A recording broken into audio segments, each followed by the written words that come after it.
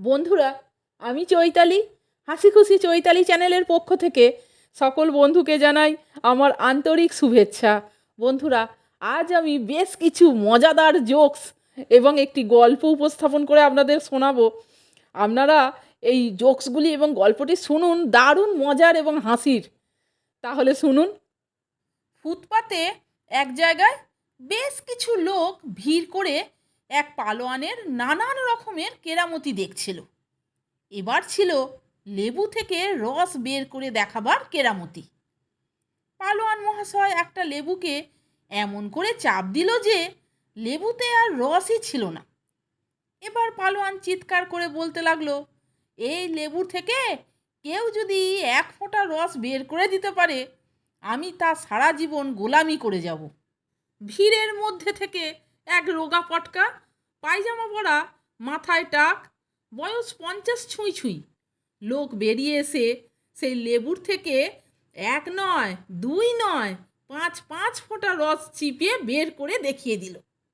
এবার পালোয়ান মশাই রুদ্ধশ্বাসে কাঁপতে কাঁপতে জিজ্ঞেস করলো, আপনি কে?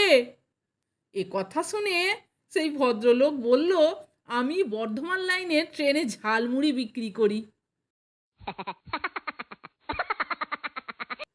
বন্ধুরা, আরেকটি মজাদার জোকস বলছি, শুনুন।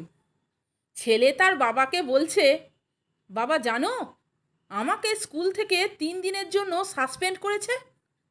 এ কথা শুনে বাবা বলছে, কেন, তুই আবার কি করেছিস? ছেলে, কাল টিচার একটা পরীক্ষা করলেন। উনি দুটো বাটি আনলেন, একটায় জল আর একটায় মদ ঢেলে তার ভেতর দুটো পোকা ছেড়ে দিলেন।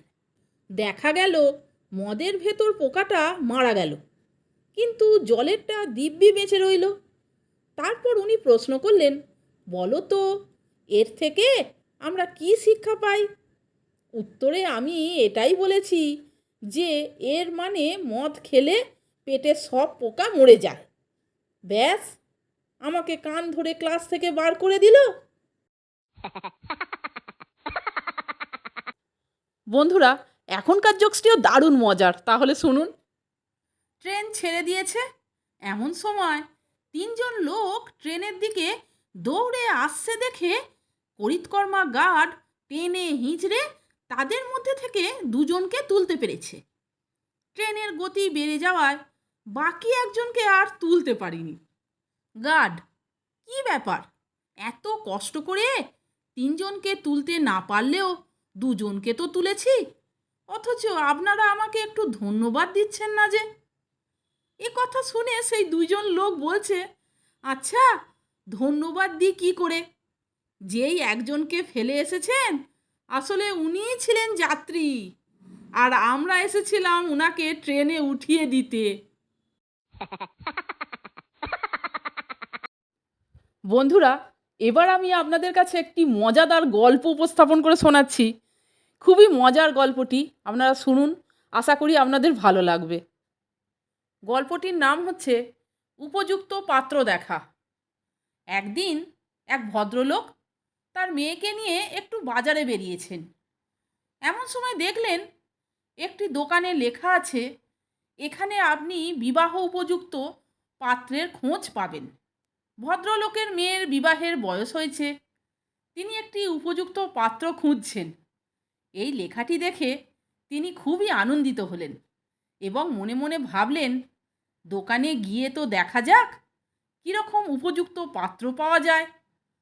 যেমন ভাবা তেমনি কাজ, তিনি দোকানের ভিতর মেয়েকে নিয়ে ঢুকলেন। দোকানে ঢুকে তিনি দোকানের মালিককে জিজ্ঞাসা করলেন। দোকানের মালিক বলল, এখানে কিছু শর্ত আছে। আমাদের যে এই 5তলা মলটা দেখছেন, এই 5তলা মলে একমাত্র আপনার মেয়ে গিয়েই নিজের পছন্দ মতো পাত্র খুঁজতে পারবেন, আপনি যেতে পারবেন না। ভদ্রলোক তার মেয়েকে সব বললেন এবং রাজিও হয়ে গেলেন।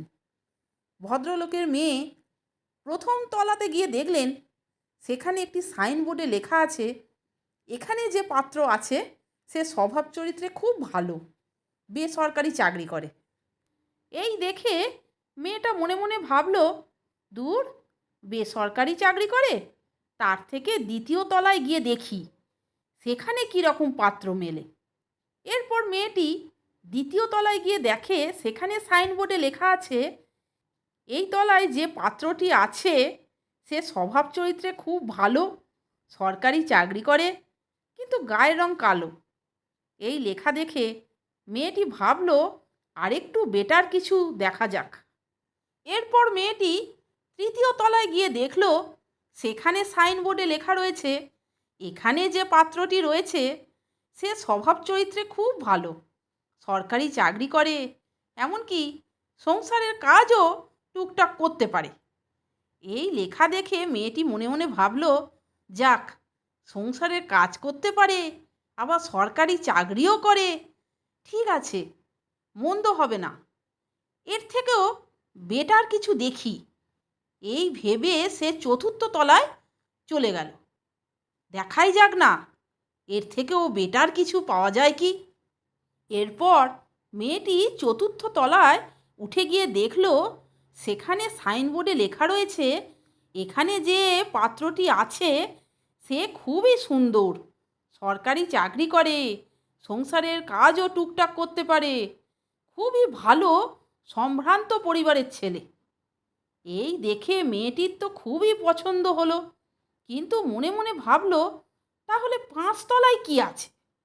এত দূর যখন আসলাম তাহলে 5 তলাটা দেখতে ক্ষতি কি? সেখানে তো আরও বেটার কিছু পাওয়া যেতেই পারে।